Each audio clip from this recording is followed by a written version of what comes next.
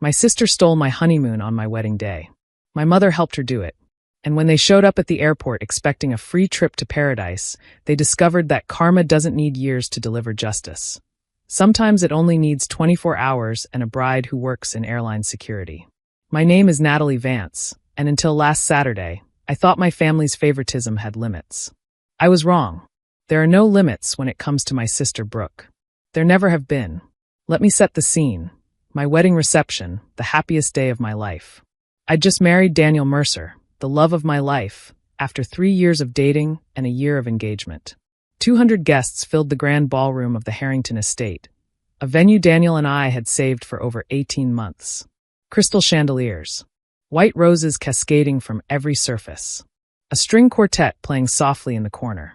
My maid of honor, Jessica, my best friend since our freshman year at Georgetown, had just raised her champagne glass to give a toast. She'd prepared something beautiful.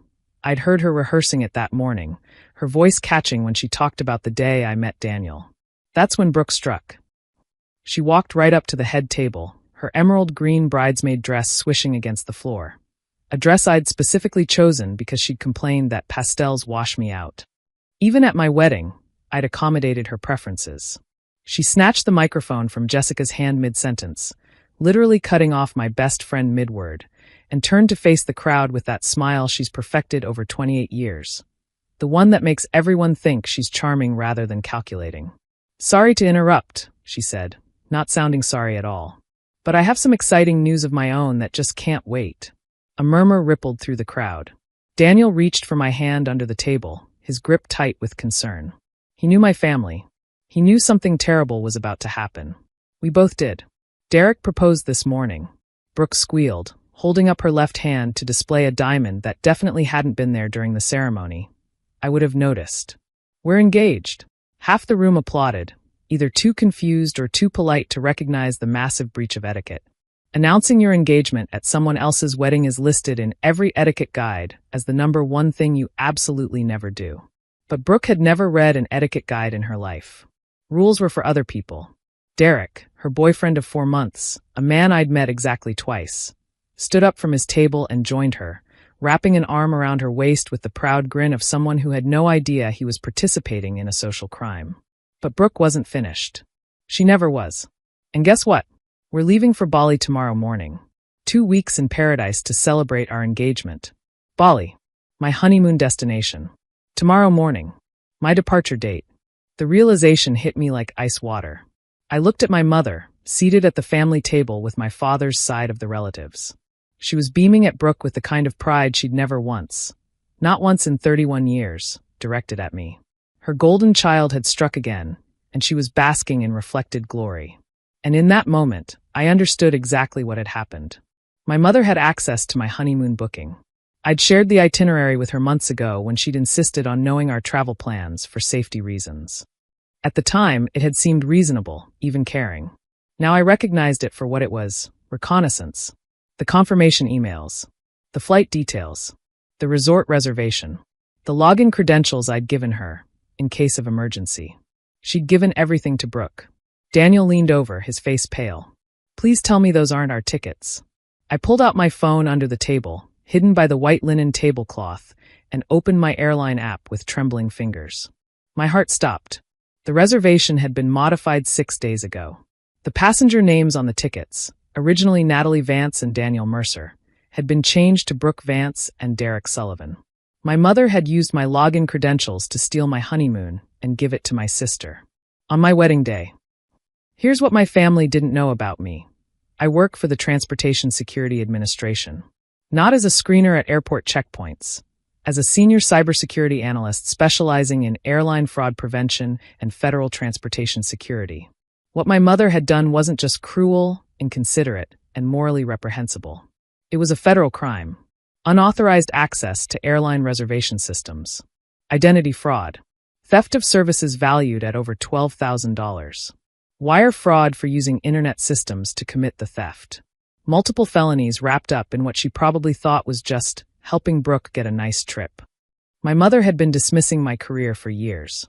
Natalie works for the government, she'd tell people vaguely, while spending 20 minutes describing Brooke's Instagram influencer business, with its 15,000 followers. She had no idea what I actually did. She'd never asked. Daniel saw my expression change from shock to something else entirely. Something cold and calculated. "What do you want to do?" he whispered. "Not here," I whispered back, forcing a smile for the guests who were watching us. "Not at our wedding. I won't give them the satisfaction of ruining this day more than they already have. But tomorrow morning, when they show up at that airport expecting to board our flight." I met his eyes. "They're going to learn exactly what happens when you commit federal fraud against someone who catches federal fraud for a living." I spent the rest of my reception smiling, dancing my first dance with Daniel, cutting cake, and pretending my heart wasn't shattered into 1,000 pieces. My sister had hijacked my wedding day and stolen my honeymoon, and my mother had masterminded the entire thing. But I wasn't going to give them the satisfaction of seeing me break down. I waited. That night, after Daniel and I returned to our honeymoon suite at the Harrington, a room we were now using as just a regular hotel room since we apparently had nowhere to fly to, I made 3 phone calls. The first was to my supervisor at the TSA, Margaret Chen. I explained the situation in clinical, professional terms and requested an official investigation into the unauthorized reservation modification. Margaret was horrified, not just as my boss, but as a woman who'd been to plenty of weddings and understood exactly how egregious this was. "We'll flag it immediately," she said. "And Natalie, I'm sorry this happened to you, but we're going to handle it." The second call was to the airline's fraud department, where I had professional contacts from years of interagency cooperation. My contact, a senior fraud investigator named William, owed me several favors from cases we'd worked together. He flagged the reservation immediately and added notes to the file that would trigger automatic alerts when anyone tried to check in. The third call was to a friend at the local FBI field office who specialized in cybercrime and wire fraud. Her name was Agent Dominique Foster, and she was very, very interested in what I had to tell her. "They used your credentials to access a federal transportation system and commit fraud," Dominique said. "That's not a misdemeanor, Natalie. That's serious federal charges. Are you sure you want to pursue this? It's your family.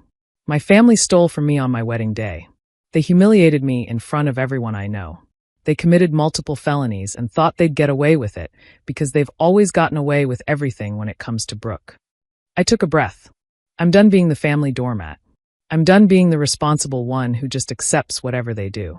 I want this handled by the book. "Then we'll handle it by the book," Dominique replied. "I'll have agents at the airport tomorrow morning." Daniel kissed my forehead when I finally put down my phone. "You okay?" "Not yet," I admitted. "But I will be. Tomorrow, they're going to learn that actions have consequences. And we're going to have the best honeymoon story anyone's ever heard." The next morning, Brooke and Derek arrived at Newark International Airport at 6 a.m., Instagram ready in their matching linen travel outfits. Brooke had already posted 3 stories about their surprise engagement trip with the hashtag Bali or bust.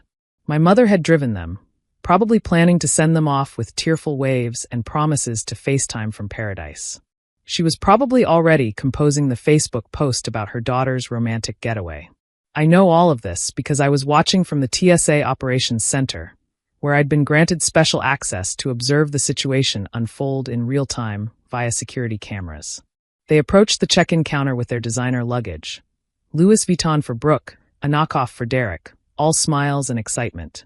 Brooke handed over their IDs and the confirmation number she'd screenshotted from my account. The airline agent typed for a moment, frowned, typed again. Her expression shifted from professional pleasantness to confusion to something much more serious. She picked up her phone and made a quiet call. "I'm sorry, ma'am. There's a hold on this reservation. I need to call my supervisor." "A hold? What kind of hold?" Brooke's voice carried across the terminal, sharp with indignation. "We have a flight to catch. We're celebrating our engagement."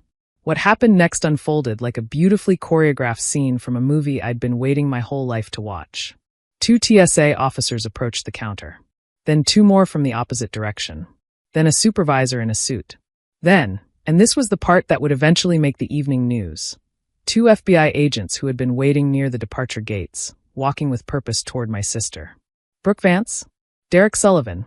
Agent Foster stepped forward, badge visible. "You're being detained for questioning regarding suspected airline fraud, identity theft, wire fraud, and unauthorized access to federal transportation systems." Brooke's face went white. What? No. There's been a mistake. My mother booked this trip for us. It's a gift. Using stolen credentials from your sister's account, Agent Foster finished calmly. We're aware. Your mother is being picked up at her home as we speak. The entire terminal had stopped to watch. Passengers with phones out, recording everything. Airport security creating a perimeter. My sister, the golden child, the favorite, the one who could do no wrong, being escorted away in handcuffs while her 4-month boyfriend stood frozen in absolute shock, clearly having no idea what he'd gotten himself into. My mother was already in custody by the time Brooke reached the FBI field office. They'd picked her up at home, still in her bathrobe, still checking her phone for Brooke's Bali updates. Derek was released after 3 hours of questioning. He genuinely hadn't known the tickets were stolen, and his shock during the arrest was apparently convincing enough that the agents believed him.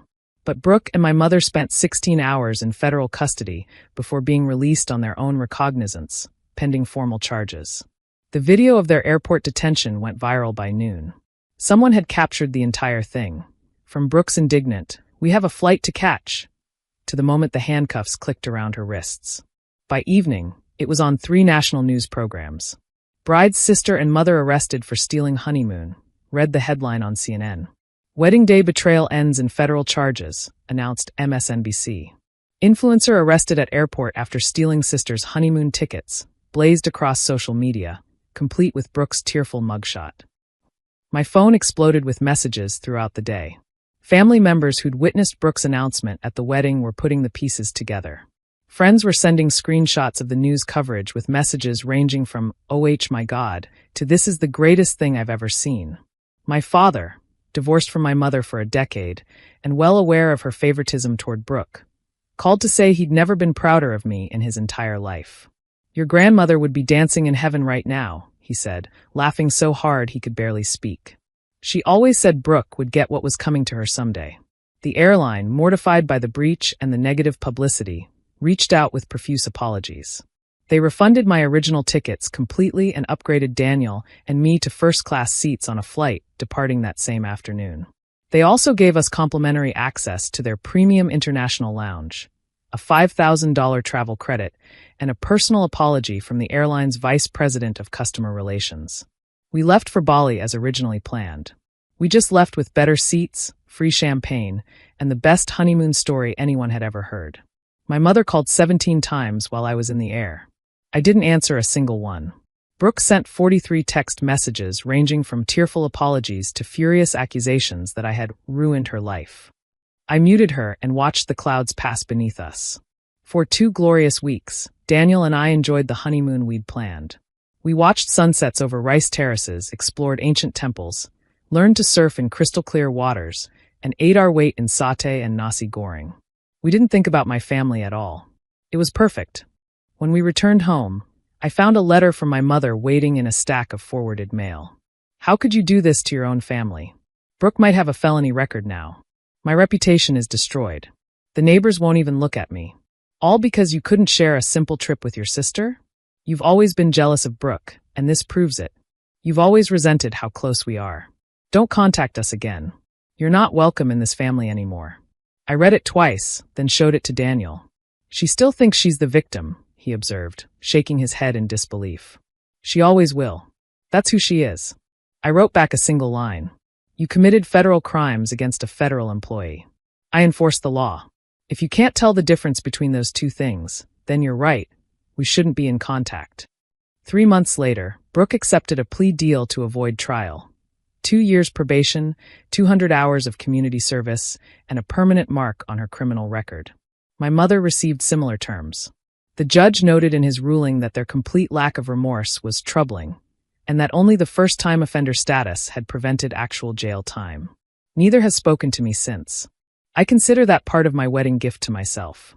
I'm told Brooke's engagement to Derek lasted exactly 11 days after the airport incident. Turns out he didn't want to marry someone with a federal fraud conviction pending. His family had concerns. Shocking, I know. Last week, my father sent me a photo from his living room.